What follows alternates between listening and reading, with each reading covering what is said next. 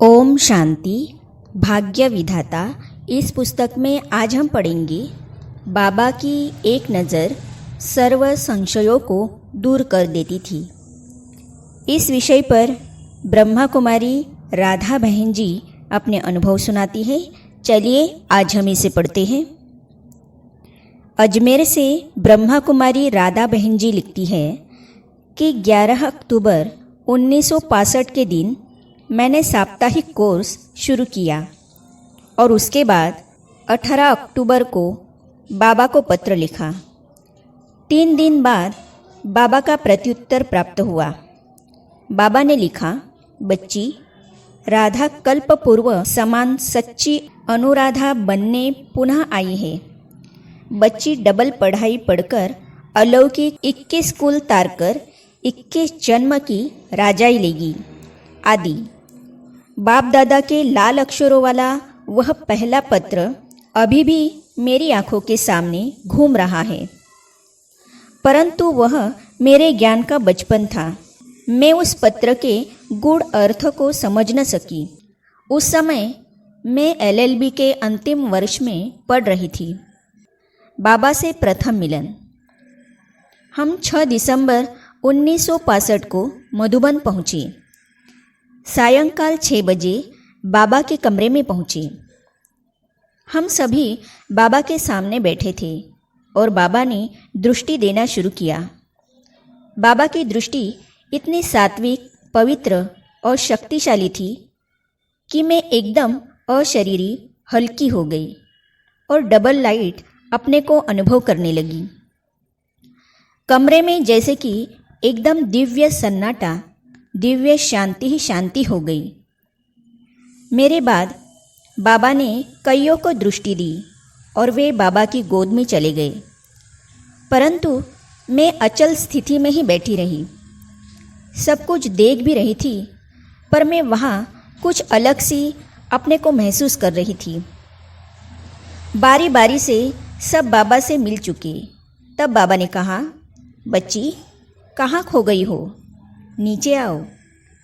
तब कहीं मेरी तंद्री भंग हुई और मैं शरीर के भान में आई और उठकर बाबा की गोद में चली गई।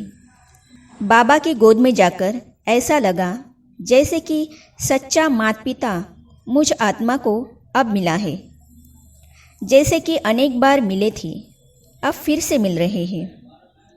फिर बाबा ने हाथ मिलाया और कहा, बच्ची, एकदम पवित्र फूल हो, बाबा की अथक सेवा करेगी, बाबा का नाम बाला करेगी।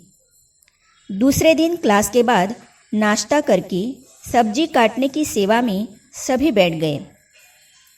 इतने में बाबा आए। मुझे देखा तो निर्मला दादी, राजा पार्क जयपुर वाली, को बोले, बच्ची, इस बच्ची को भाषण करना सिखाओ, ज्ञान समझाना सिखाओ। फिर बाबा ने मुझे अपने साथ मधुबन का चक्कर लगवाया। जहाँ भी काम चल रहा था वहाँ मिस्त्रियों, कारीगरों को डायरेक्शन दिए और हम झोपड़ी में पहुँचे। बाबा गद्दी पर बैठ गए। मैं बाबा के सामने बैठ गई। बाबा ने मुझे उस दिन सन्यासियों को कैसे समझाना चाहिए, मिनिस्टरों और सरकारी अफसरों को कैसे समझाना चाहिए आदि बताया। यह सब समझाते हुए बाबा ने कहा, बच्ची, सामने वाले को आदर देते हुए निडर होकर अथॉरिटी से समझाओ। सोचो तुम्हें कौन पढ़ा रहा है, तुम किसका परिचय दे रही हो। सदा अपनी रूहानी अथॉरिटी में रहकर बोलोगी तो सफलता तुम्हारे गले का हार बन जाएगी। बच्ची को श्रीमत है डबल पढ़ाई पढ़ना। मधुबन से वापस जयपुर आकर तो मैं लौकिक पढ़ाई के साथ साथ सेवाओं में जुट गई। उन दिनों बाबा ने एक मुरली में कहा कि कन्याओं को ज़्यादा पढ़ने की आवश्यकता नहीं है। यदि मैं कन्या होता तो कॉलेज में ही किताबें फेंक आता। कन्याओं को तो ईश्वरीय सेवा में लग जाना चाहिए। चूँकि मैंने मन ही मन एक्यूरेट श्रीमत पर चलने का निश्चय किया हुआ था, अतः यह मुरली सुनने के बाद मैं लॉ कॉलेज में नहीं गई।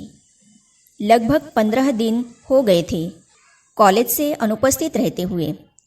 कॉलेज के प्रिंसिपल ने घर पर शिकायत भेजी। शाम को जब मैं सेंटर से घर पहुंची तो लौकिक पिताजी ने मुझसे पूछा कि कॉलेज क्यों नहीं जा रही हो।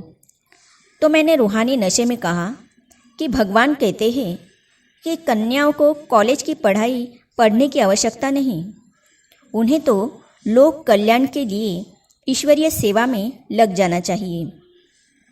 पिताजी ने बाबा को पत्र लिखा कि बच्ची ने पढ़ाई छोड़ दी है।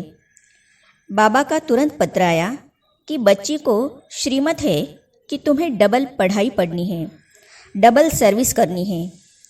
फिर मैंने कॉलेज जाना शुरू किया।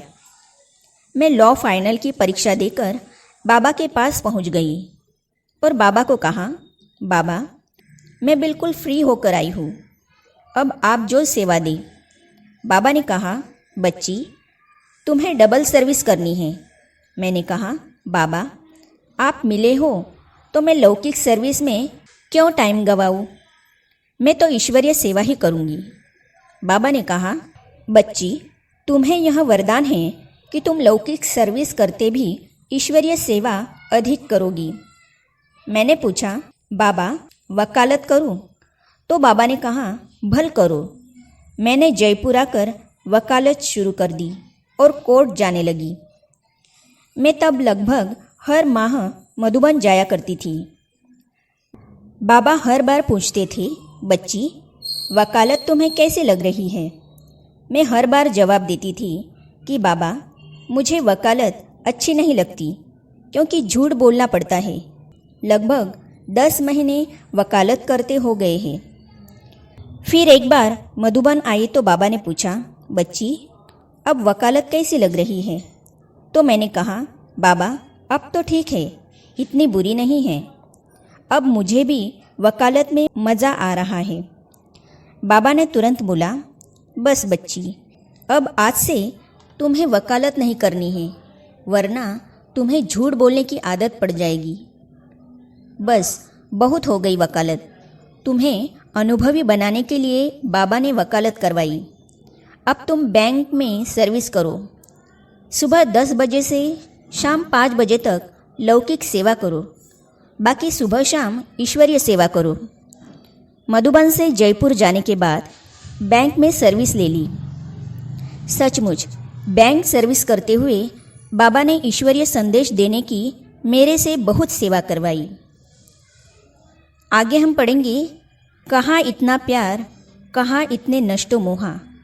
अपने इस विषय पर ब्रह्मा कुमारी राधा बहन जी अपने अनुभव सुनाती है, तो इसे हम पढ़ेंगे अगली कड़ी में।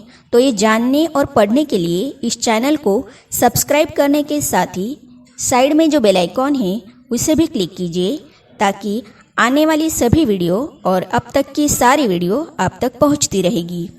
ओम शांति।